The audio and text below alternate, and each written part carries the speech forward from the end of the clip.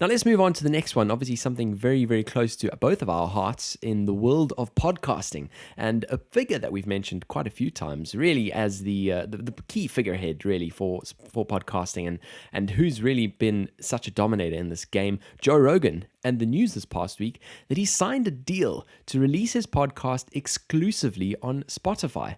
Take us through your thoughts. Yes, definitely, Chad. It really is giant news. And for the world of podcasting, I don't think we've had something this big for a while. For those of you who don't know, Joe Rogan is probably undoubtedly the number one podcast in the world. He's largely credited for kickstarting kind of long-form interviews. His podcasts kind of go against traditional media strategy, and they're often 2 to 4 hours long. He releases 3 to 5 a week. They're kind of a whole range of topics. They aren't focused on a niche or focused on a target market. They really are wide-ranging. And he's built this empire for himself. And his podcast, Chad, gets, according to the last stats, 190 million downloads a month. Insane. Which is absolutely staggering. If you compare that to any mainstream news platform, to any show, to CNN, to any of these big players, it dwarfs everything else. And so he's managed to grow this audience simply with him and young Jamie in the studio. Very, very lean, no corporates, no nothing. He just runs it himself, and he manages to get amazing, amazing guests on that podcast. So he has been the number one for a long time, and he kind of is the iconic podcaster. And from 2021, like you say, his podcast is moving exclusively to Spotify. Now, this is quite a big deal because traditionally, podcasts were seen as a very open medium. That's the whole idea, right? The whole idea is you post it online and you can consume that in 1,000 different ways, whatever suits you. So whatever app you'd like on your phone, if you want to listen to it, if you want to watch it, if you want to watch it on YouTube, whatever it is, you've got open access to it and it's completely for free. And that's one of the major benefits. There's no paywalls, there's none of that. And that's how podcasting has become so popular, because it's been able to be uncensored. It doesn't have corporate overlords making sure you say the right things. It doesn't have people kind of keeping you in check when it comes to jokes, when it comes to any of that. And so Joe Rogan, for example, is very uncensored, and he speaks his mind, and he tackles controversial topics that I think is quite attractive in this world where we're often looking for politically correct speech and that sort of thing. When he moves exclusively to Spotify, that changes all of that, right? Because what it means is you're going to have to download Spotify in order to enjoy the podcast. So it's still going to be free, and theoretically it's still going to be exactly the same show, but you're going to have to download this new app, and you can only listen to it there. So he's pulling it from YouTube, pulling it from Apple Podcasts, etc., etc., etc. So that is a big deal because it goes against the traditional thoughts around what podcasting is supposed to be.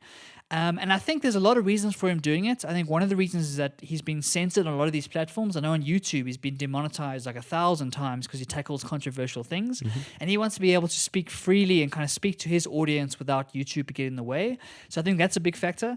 The other factor, Chad, is that it was a huge deal of money. Like the deal was reportedly worth over $100 million for this deal to take him to Spotify, which is a huge amount of money, and puts him in kind of the realm of professional sports stars or musicians or that sort of thing. And for someone who started a podcast in their garage to get to that kind of level, it's hard to say no to that kind of money. It's absolutely insane. Just can't comprehend that kind of money for a one-off payoff just to sign that exclusive agreement. Now, in terms of that demonetization, obviously YouTube is a predominantly video-based platform and Spotify is a predominantly audio-based platform. So how do these two kind of fit into each other? How is he going to release his video content onto Spotify? And with Spotify not being catered for video specifically, how are they going to link to specific advertisers? Obviously, that's YouTube's key proposition. Yeah, definitely. It's kind of an open question at the moment. What is amazing about Joe Rogan and his influence is that Spotify are creating their video platform just for him. So they're going to launch it in September later this year, their video platform for podcasting. And it's really up to them to see how they're going to monetize this and how the ads are going to work into it. Because like you say, there's no paywall, but Spotify have to monetize it in some way. And so at the moment, what Joe Rogan does is he reads out a bunch of ads at the beginning of his show and the same on his YouTube. And that's how he makes his money. So we have to wait and see as whether Spotify is going to let him continue to do those ads as well, or they're going to remove those and put their own ads in.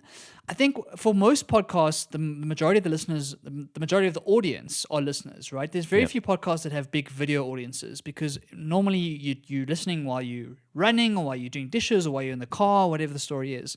But Joe Rogan is different. Joe Rogan had 2 to 4 million views on every podcast episode on YouTube, which is why there's such a massive loss for YouTube. Whether that's going to going to translate into a Spotify world where Spotify is known for audio, it's known for listening, and not really known for watching video. That remains to be seen.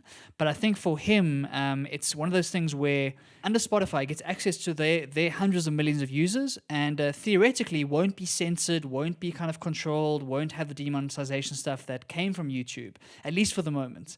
And so we're going to wait and see what happens when he comes to those ads and how it plays out over 2021 and beyond. Yeah, it's a fascinating topic. And just as this world of podcasting and podcasts just evolves, some interesting questions to be asked. One of the things that I've always just been wondering about is, as a Spotify premium user myself, when I listen to a podcast, obviously it's free and it's free for anyone, and there's traditionally no ads unless the podcaster themselves puts those ads in the podcast. You can listen to it on the Spotify app. But as a premium user, if I was listening to music, a certain share of my monthly subscription would be going to those artists as royalties. Now, as a podcaster, why could they not split up my subscription, seeing as I'm spending a large amount of my time listening to that content, doing the same thing? Yeah, I think that's a great point, and I think that's where the model has to go in the future, right? Because we chat a lot about the fact that this advertising-based model doesn't work for a lot of reasons. It causes a lot of chaos, it causes a lot of misalignment of values, misalignment of objectives. Yep. And when you actually are getting paid on the basis of subscription models, it kind of takes a bit of that away.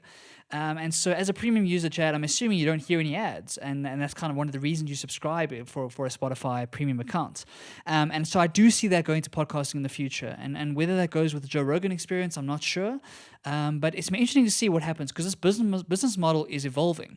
And I've been very surprised we haven't seen more innovation like this before. I mean, Apple have been very quiet, even though they've been number one for so long and they kind of dominate the podcasting charts. Yeah. We haven't seen any innovation in their app, in the way they distribute podcasts and any of that. And Spotify really seem to be staking a claim to see, like, what does the future of podcasting look like? They've made some gigantic acquisitions over the last couple of years, spending over $500 million buying podcasting companies left, right, and center. And so it's very clear that they want to become the number one place for podcasts, and whether they'll figure that out, we'll have to wait and see. Yeah, I mean, one of those things is they actually even released a podcast playlist a few months ago for the very first time, where you actually had curated playlists of things to listen to and various suggestions and those kinds of things. And that's kind of one of those innovations that we like to see. Like you say, Apple's just been kind of sitting on their hands and just been using the app as it works currently. The age-old question of if it's not broken, why fix it might ring true. But when you've got apps like Spotify who combine music and podcasts into one app, it certainly seems like it should be some fire up their backsides to get innovating. Pond across the pond.